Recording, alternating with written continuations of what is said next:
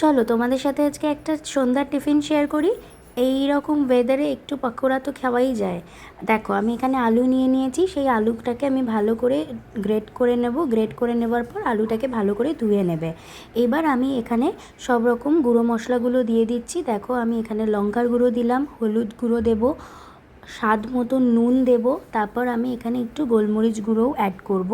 করার পর আমি এখানে একটু চিলি ফ্লেক্স অ্যাড করেছি, তোমরা এখানে কাঁচা লঙ্কাও অ্যাড করতে পারো। তারপর ধনেপাতা দিয়ে দিয়েছি, একটু কর্নফ্লাওয়ার দিয়ে দিয়েছি, ভালো করে এবার একটা মিশ্রণ বানিয়ে নেব। আর এখান থেকে একটু জল ছাড়বে, সেই জলটাকে তোমরা একটু সোক করে নেবে। তারপর এটার একটা নির্দিষ্ট শেপ দেবে।